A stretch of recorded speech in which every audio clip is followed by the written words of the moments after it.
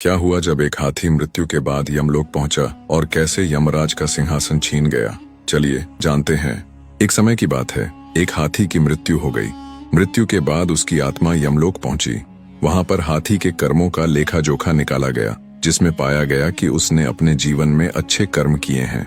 यमराज ने हाथी से कहा, अरे गजराज, तुम्हारे जीवन में कर्म भी काफी अच्छे रहे हैं, इसीलिए मैं तुम्हारी एक इच्छा पूरी करना चाहता हूँ। बताओ, तुम्हारी सबसे बड़ी मनोकामना क्या है? हाथी बोला, यमराज जी, यदि आप वास्तव में मेरे कर्मों से प्रसन्न हैं और मेरा दूसरा जन्म होना है तो कृपया मुझे किसी भी जीव के रूप में जन्म दीजिए, लेकिन मेरे ऊपर किसी मनुष्य का अधिकार ना हो।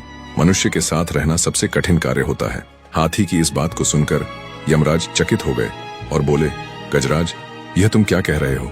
मैं तो यही जानता हूं कि मनुष्य जाति सबसे श्रेष्ठ और बुद्धिमान होती है, फिर भी तुम मनुष्य से दूर रहना चाहते हो।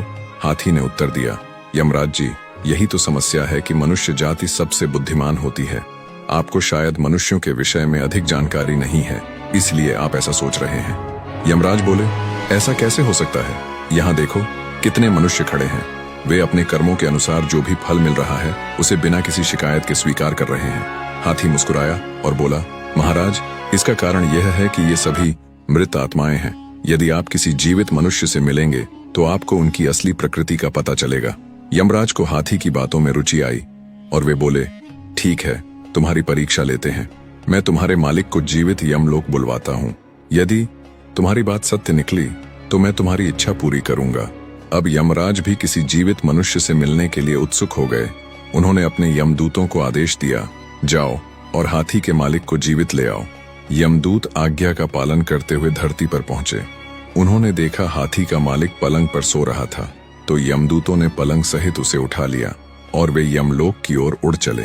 थोड़ी देर बाद जब हरिलाल यानी हाथी के मालिक की नींद खुली तो उसने खुद को आसमान में उड़ते हुए पाया। नीचे देखा तो धरती नजर भी नहीं आ रही थी। तब उसने उन यमदूतों से पूछा कि आप कौन हैं, मुझे कहाँ ले जा रहे हो? यमदूत बोले कि हम यमदूत हैं और तुम्हें यमलोक ले जा रहे हैं। तभी हरिलाल कहता है, यमलोक तो लोग मृत्यु के बाद जाते हैं, लेकिन मैं तो जीवित हूँ। इस पर यमदूत ने कहा, आज वहां पर एक जीवित व्यक्ति की जरूरत है। दरअसल एक हाथी ने यमराज से कहा है कि जीवित व्यक्ति को लेकर आओ, तब आपको पता चलेगा। अरे वाह, वो तो मेरा हाथी है जिसकी आज मृत्यु हुई है, लेकिन उसने मुझे ऊपर बुला लिया। तब परेशान हरिलाल ने कोई तरकीब लगाने की सोची ताकि उसका जीवन सुरक्षित रहे। इधर उधर देखने पर उसे उसके पलंग पर ही एक कलम और कागज मिल गया। उसने उस पर कुछ लिखा और थोड़ी देर में ही वह यमलोक पहुंच गए।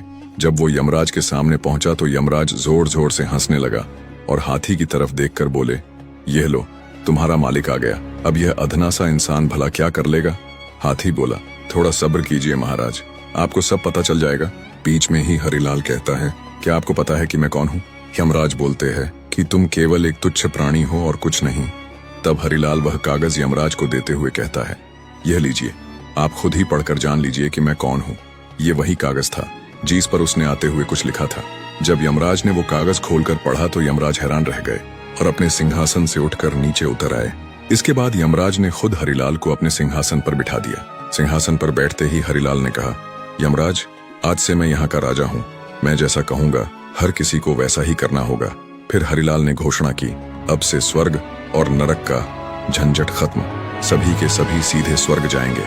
देखते ही देखते नरक में रहने वाले लोग स्वर्ग में आ गए और नरक का द्वार बंद कर दिया गया।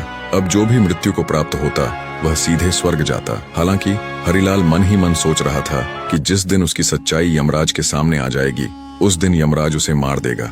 इस डर से उसने दान पुण्य करने की सोची। उसने चित्रगुप्त को बुलाकर कहा, यहाँ जितने भी प्राणी हैं उनका हिसाब किताब करके बताओ कि किसने कितने पुण्य और कितने कुकर्म किए हैं।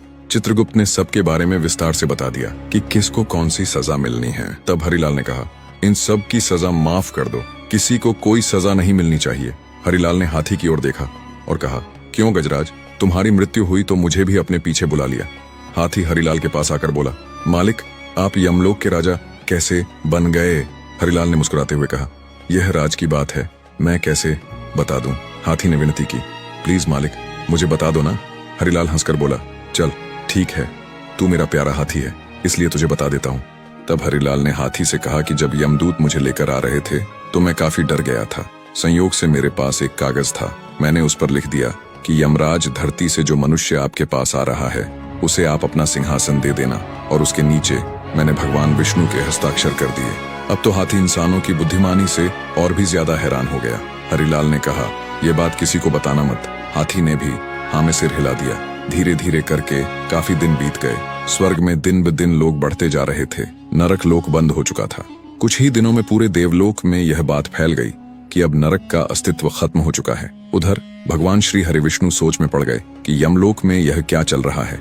यह सोचकर तत्काल ही विष्णु जी गरुड़ पर बैठकर यमलोक प्रस्थान कर चले। उन्होंने देखा कि यमराज यमलोक के द्वार के बाहर बैठे हैं। तब विष्णु भगवान ने उनसे पूछा, यमराज तुम बाहर बैठे हो तो यमलोक को कौन चला रहा है? यमराज बोले, भगवान ये आप क्या कह रहे हैं? आपने ही तो मेरे स्थान पर एक इंसान को नियुक्त किया था और आप इस तरह से अनजान बन रहे हैं।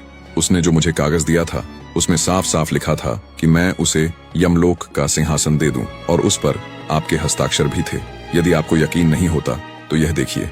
भगवान विष्णु ने कहा, मैंने तो ऐसा कभी नहीं किया। कौन है वह? भगवान विष्णु थोड़ा सोच कर कहते हैं, यमराज कहीं तुमने किसी जीवित मनुष्य को यमलोक तो नहीं बुला लिया?